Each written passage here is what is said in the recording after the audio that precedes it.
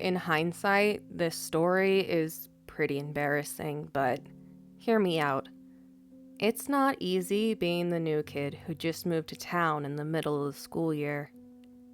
It didn't help that this place was practically the middle of nowhere, the only restaurants being a mom and pop diner and a Taco Bell that was attached to a gas station. I nearly cried when I looked up how far away the nearest music venue was. An hour and a half, and they only showcase country bands. I'd never had a knack for fitting in, and I knew my alternative interests weren't going to do me any favors when it came to fitting in my new environment. I quickly discovered on my first day of school that if the other teens weren't pointing and whispering about me, they were ignoring me completely. On the rare occasion one of them did speak to me, it was either insults or stupid questions that left me wishing they hadn't bothered.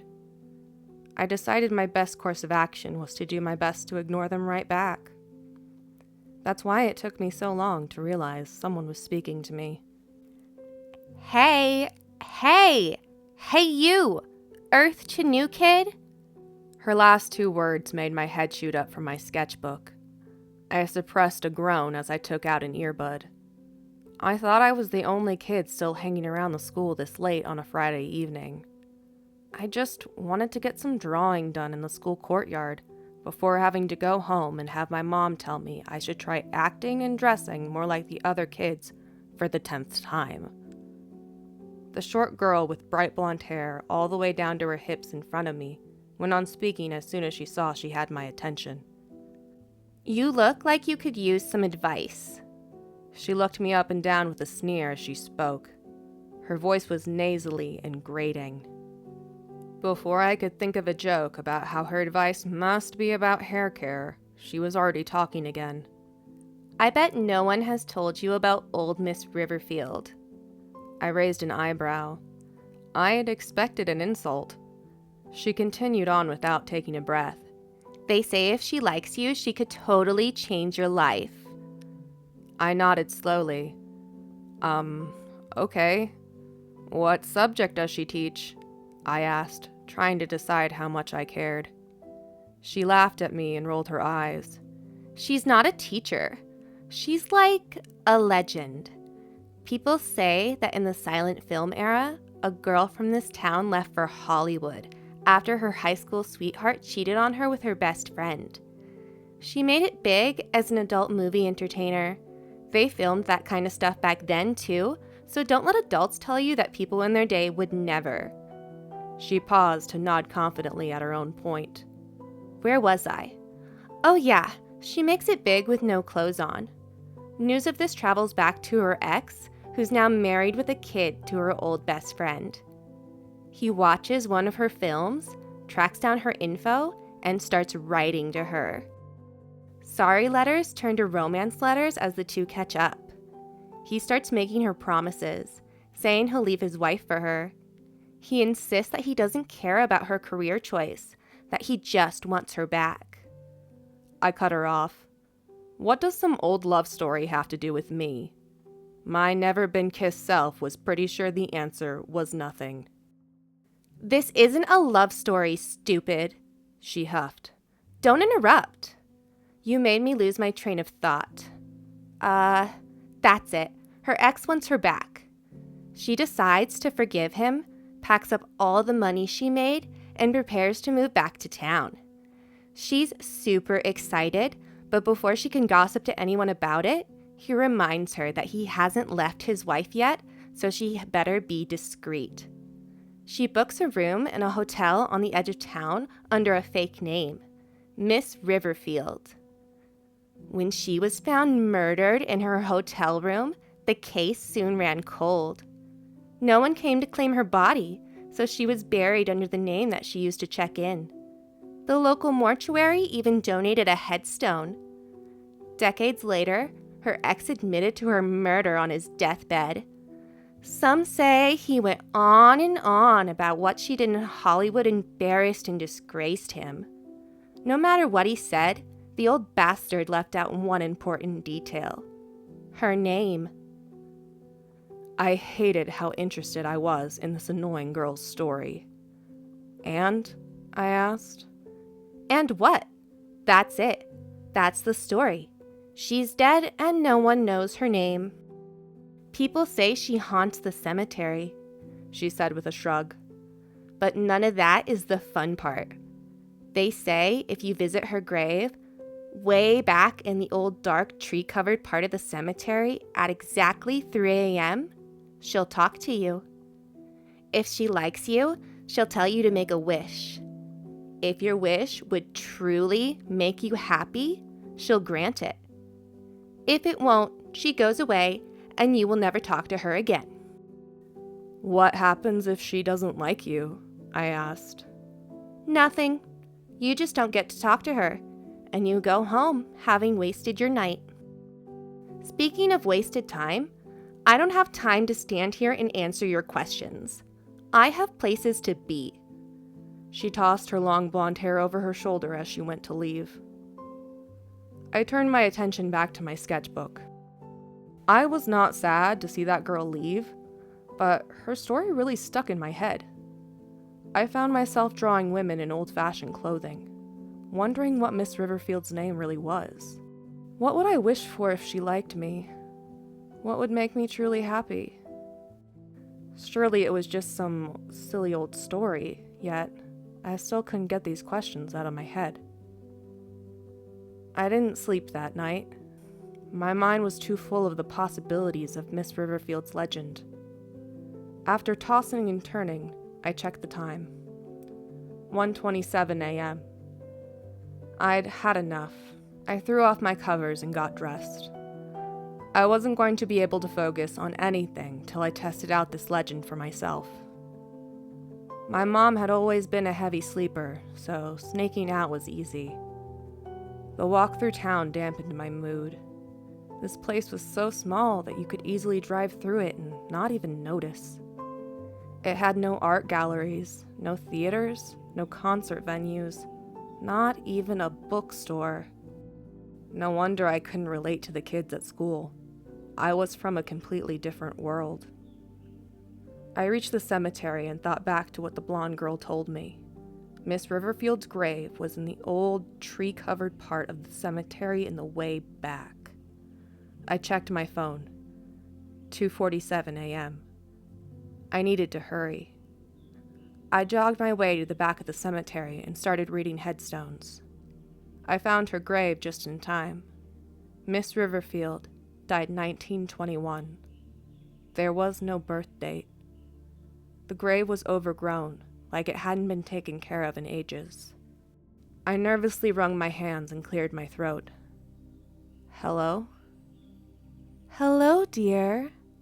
The reply made me jump. What wish do you bring to me tonight? My jaw dropped, and I felt my heart nervously flutter. Even though I'd thought long and hard about this moment, I hadn't expected to actually get a reply. I was too stunned to speak. When I found my words, I said, I just really want a friend." Granted. The spirit's reply made me smile, and I started looking around. I spied a girl pop up from behind a nearby gravestone. It was dark, but I could make out black hair pulled up into pigtails, heavy eyeliner, and black ripped fishnets under her skirt. She looked exactly like someone I might have something in common with, but would usually be too shy to talk to. I gave her a small wave. She waved back, extended her hand, and made a come here motion with her fingers. Then, she turned around and started running deeper into the trees. I ran after her with no hesitation. I stumbled and nearly tripped several times on the uneven forest floor, but she glided ahead of me like she'd run through these woods 100 times. I struggled to keep up, all my focus on trying not to lose sight of her. I was enchanted by the flutter of her black hair and skirt as she ran. We ran so far that my leg muscles burned, but I didn't care.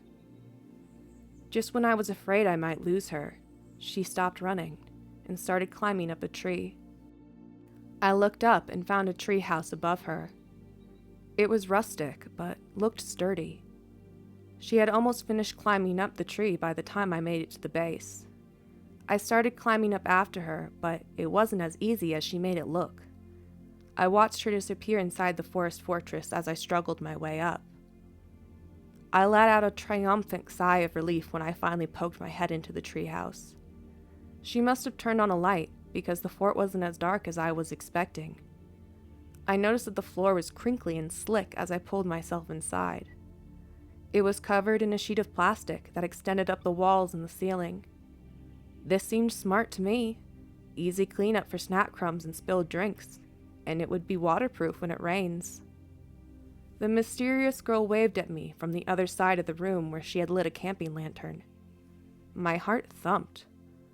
Why was I so nervous? Hadn't she led me here? That must have meant she wanted to hang out, right? I gathered my courage and approached her. Next thing I knew, I had face planted on the floor. The girl jumped on my back and tied up my arms and legs and let out a laugh. Tripwire! I knew you'd be dumb enough to fall for it. The voice was familiar, but I couldn't place it. She got off of me and I rolled over, not able to do much more. I tried to stare her down, but being on the floor made any form of intimidation impossible. Who are you? In response, she took off her wig, revealing familiar long blonde hair. It was the girl who had told me about Miss Riverfield. Things started to click in my head. I didn't recognize her voice because it completely lacked the vacant nasally quality from our conversation in the schoolyard. I screamed at her to tell me who she was for a second time, but she ignored my question. Just like when you fell for my made-up legend. All I had to do was spin a silly little tale for you to show up in a cemetery all alone in the middle of the night. And some well-placed speakers made you really think you were talking to a ghost? Hilarious. She turned away from me to go rummage through a bag nearby. There were distinct clinks of metal tools as she searched. I needed to get out of here, and fast. I started rolling toward the entrance as quietly as I could manage. I just knew a lonely loser like you would wish for something pathetic like a friend. Thought you might even be a lesbo and wish for a girlfriend. I was almost there, just a little farther. Guess you're not a lonely perv, just lonely. I suppressed a groan. It wasn't the first homophobic insult I'd received since moving. Just when I made it to the exit, she turned toward me and let out an angry yell. You little worm! What do you think you're doing? I was hoping I'd have just a little more time, at least enough to figure out how to untie myself, but I didn't have that luxury.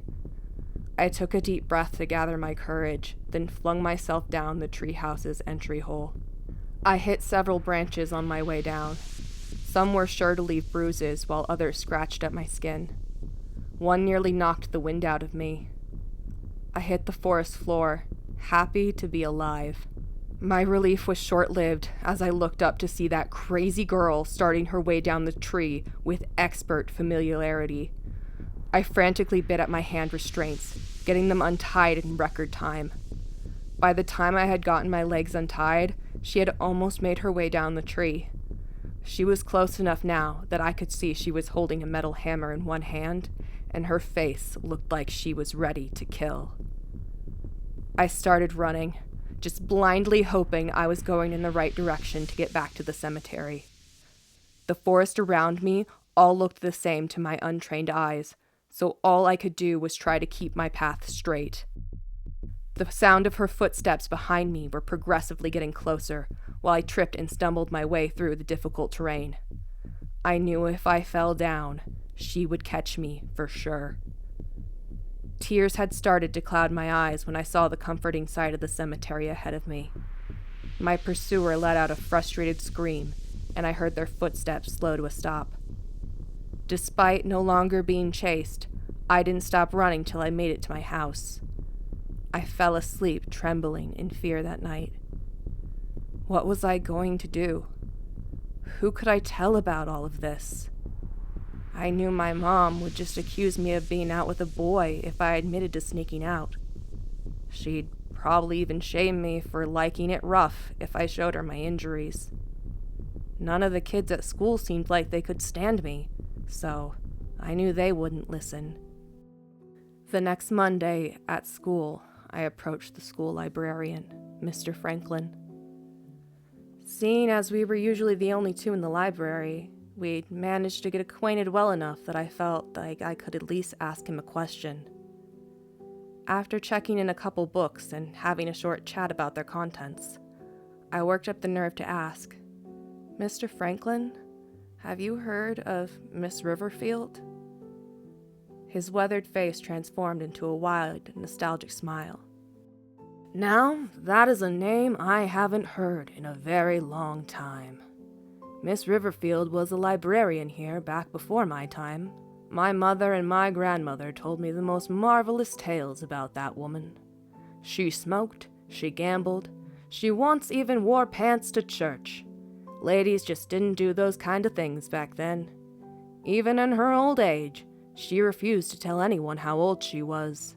She even put in her will that her birth date should be left off her tombstone." He let out a good-natured chuckle. "Why do you ask, dear?" I realized my jaw was practically on the floor, so I quickly shut my mouth and shook my head. I looked at my shoes as I spoke. I just noticed her grave at the cemetery. Thought the lack of birth date was interesting. I was looking over my shoulder for that blonde-haired girl everywhere I went in town for what felt like ages, but in reality, it was probably around 6 months. When I'd finally managed to make some friends at school, thanks to the art club, I started asking people if they knew anyone fitting her description, making sure to mention her distinctive, almost impossibly long blonde hair. They'd all been going to school together since kindergarten, and everyone told me the same thing. They've never seen a girl who looks like that. And I truly hope I never see her again.